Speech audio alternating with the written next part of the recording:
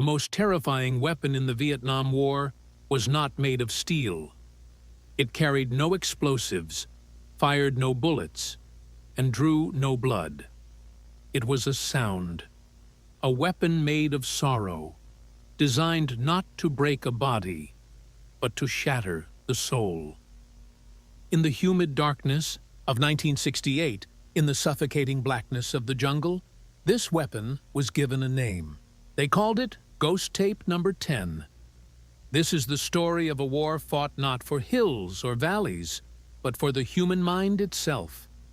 It is the story of how men weaponized the sacred, and how the jungle echoed back with a terror that no one could have predicted. War, by its nature, is a sensory assault. It is the shriek of incoming artillery, the percussive thump, thump, thump of rotor blades cutting the air, the snap of rifle fire in the distance. But the Vietnam War had its own unique, insidious soundtrack. It was the sound of the rain, a constant, lukewarm sheet that fell for weeks, turning the world to mud. It was the buzz of insects, a high, maddening whine that never stopped. And it was the silence, a silence so profound, so heavy, that it felt like a presence, a listening dark where every snapped twig, every rustle of leaves could mean the end. Into this auditory nightmare, American psychological operations specialists decided to introduce a new voice, a voice from beyond the grave. The concept was born from a deep and deeply cynical understanding of Vietnamese culture. While American soldiers fought a war of attrition, of body counts and air power, the Viet Cong and the North Vietnamese Army fought a war of belief. They fought for the land, for reunification, for an idea. But they also carried with them a profound spiritual framework. Central to this was the veneration of ancestors, Tu Tien. A person's life was a link in a chain, and their duty was to honor those who came before.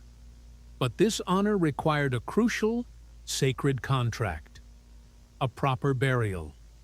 A body laid to rest in its home soil with the correct rites allowed the soul to find peace. But a soldier who died far from home, whose body was lost in the jungle, unburied, unclaimed, that was a different fate entirely. That soul, according to ancient belief, became a Lin Hon Lang Thang, a wandering soul, a tormented, grieving spirit, trapped between worlds, denied peace, and left to suffer eternally in a cold, lonely purgatory. It was the single greatest spiritual fear for a Vietnamese soldier, and it was this fear that the 6th PSYOP Battalion intended to exploit. The war was going badly. The Tet Offensive in early 1968 had been a military disaster for the North, but a profound psychological victory. It proved that no corner of South Vietnam was safe. Back home, American support was fracturing. The military needed a new edge, something to break the enemy's morale, to convince the elusive Viet Cong to lay down their arms. The Chiu Hoi, or Open Arms program, was already in effect, dropping millions of leaflets promising amnesty and a new life to defectors. But leaflets were paper. They could be burned.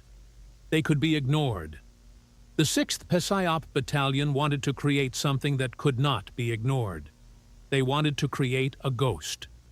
The project was given a simple designation: Wandering Soul. The technical challenge was to make it believable.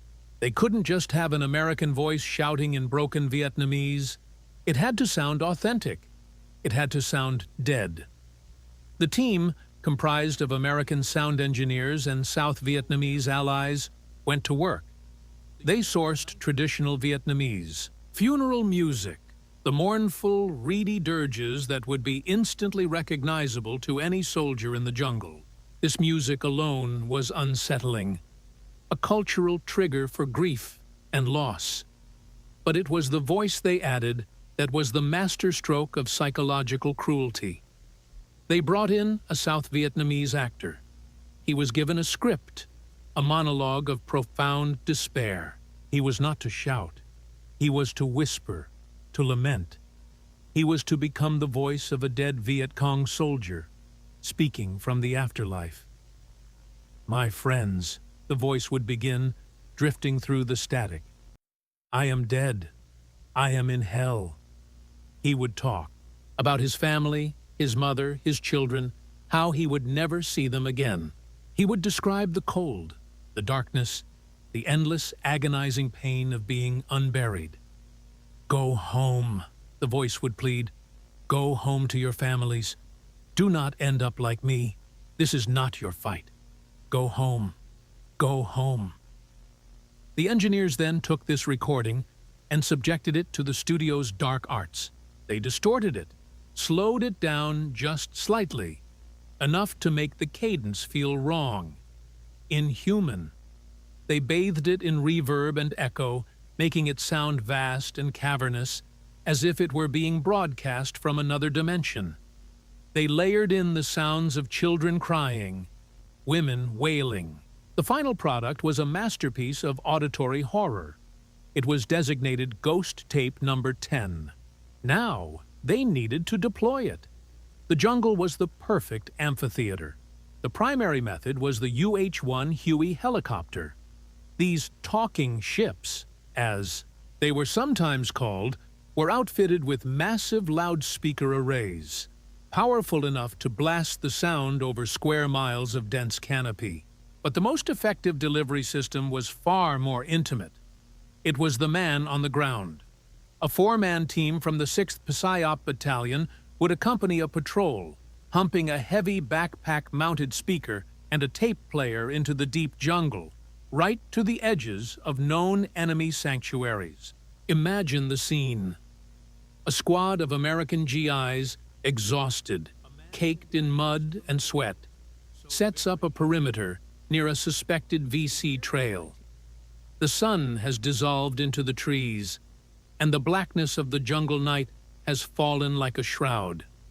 The air is thick, hot, and vibrating with the sound of a million insects. The GIs are tense. They hate this. This isn't their war. Their war is M16s and claymores. This is something else. This is spooky. If you were there, you'd never forget that sound. The sound of the jungle holding its breath just before the tape began to roll. The PSYOP sergeant nods. A soldier presses play. At first, there is only the hiss of the tape. And then, it comes. The funeral music. It slithers through the trees, a cold, alien sound that does not belong here. The insects seem to fall silent. The GIs grip their rifles, their knuckles white. They may not understand the words, but they understand the feeling, the dread. Then the voice begins, the wail of the wandering soul. For the American soldiers, it was unnerving. It made the hair on their arms stand up. It felt like they were desecrating something, poking a stick at a sleeping demon. The jungle, already a place of paranoia and sudden death, now felt actively haunted. They were surrounded by the ghosts they themselves were creating.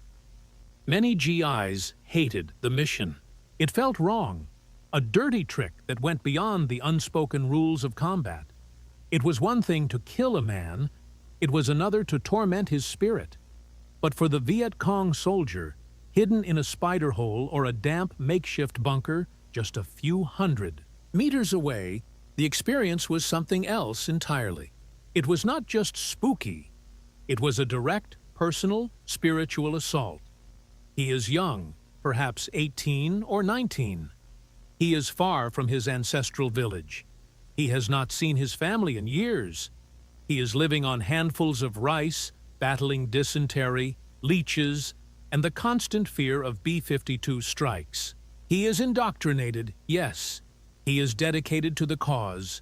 He has been told by his political officer that the Americans are barbarians, that their propaganda is weak and foolish.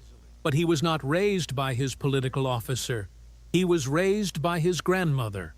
He was raised with the stories of the ancestors. He knows what happens to a man who dies in the mud, whose body is consumed by the jungle. And now, out of the darkness, comes that sound. It is not a loudspeaker. It is a voice in his head. It is the voice of his fallen comrade, the one who was hit by artillery last week, the one they couldn't retrieve. It is the voice of his uncle, lost at Ia Drang. It is his voice, the voice of his own future, calling to him from the cold, wet, eternal hell he fears most. The music is his mother's funeral music. The crying is his own child. The effect was immediate and profound. Reports flooded in. VC units, hardened by years of combat, would break. They would fire wildly into the darkness, emptying entire magazines at a sound, revealing their positions to American gunships. Men screamed. They wept. They abandoned their posts and ran, disappearing into the night, risking capture rather than endure one more second of that voice. The NVA, the regular army, were more disciplined.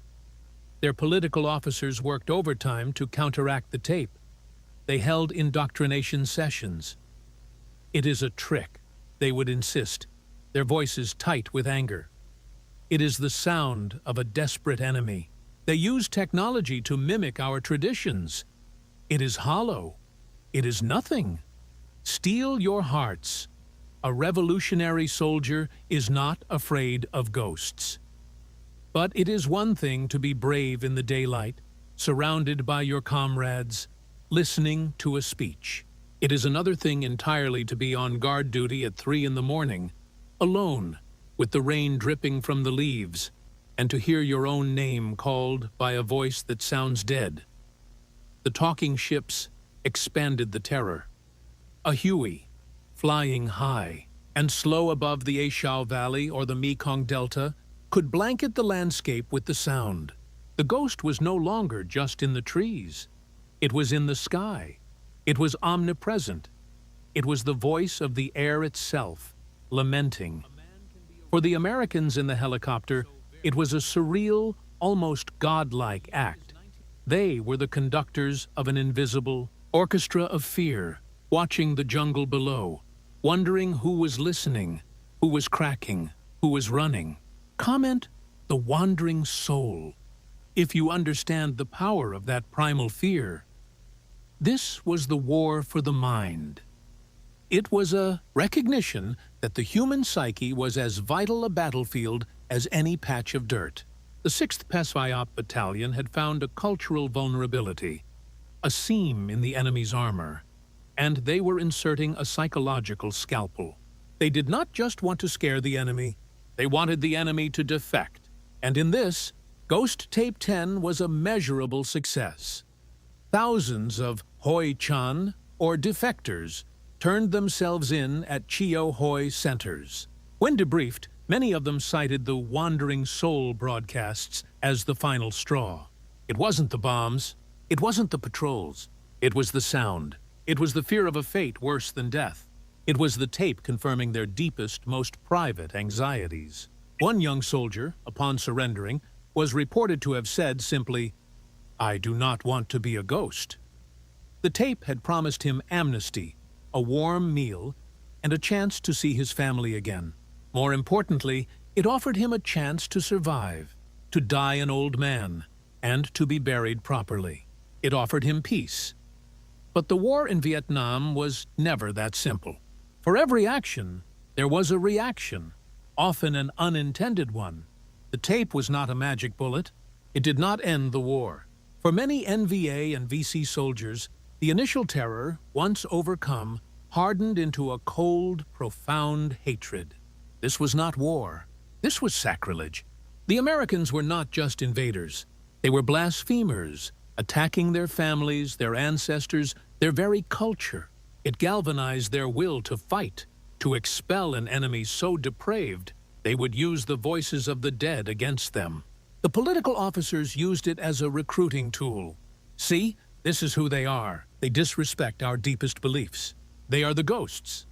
And then there was the psychological blowback on the Americans themselves. The jungle was a deeply alien environment. It was disorienting, claustrophobic, and inherently frightening.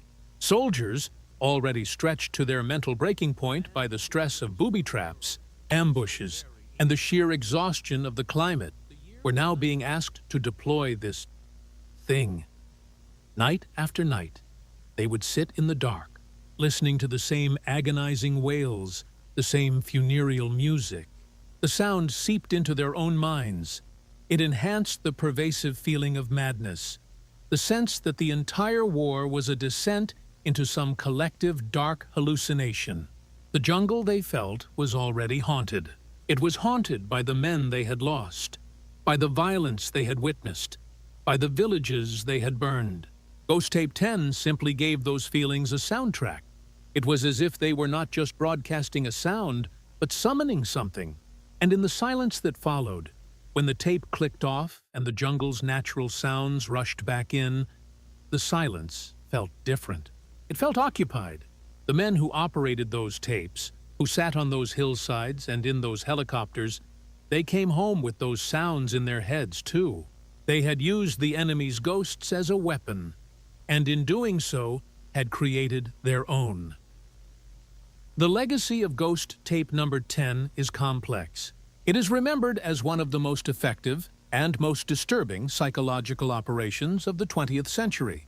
It demonstrated a new frontier of warfare, where cultural anthropology and acoustic engineering became as important as ballistics. It proved that a sound, deployed with precision, could be as debilitating as a spray of machine gun fire. It saved some lives by encouraging defections. It undoubtedly cost others by hardening the resolve of those who stayed. But its true story is not in the numbers. It is in the memory of the sound. It is a story about the nature of fear, not the fear of dying, but the fear of being lost, the fear of being forgotten, of being denied peace. It was a weapon that targeted the very human need for closure, for family, for a place in the world and in the next. It was a reminder that in war, the most brutal battles are often fought in the invisible, silent spaces inside a soldier's heart. The war ended. The tapes were packed away, filed in military archives, labeled as artifacts of a bygone conflict. The men who heard them went home. But the sound lingered. It became part of the folklore of the war, a chilling campfire story told by veterans, a footnote in history books about the weird war. But for those who were there, in the oppressive, listening dark of the Vietnamese jungle, it was never just a story. It was the night the enemy became a ghost, and the jungle itself found a voice. The tape eventually fell silent. But the echoes never did. If this story moved you, write below. We never forget.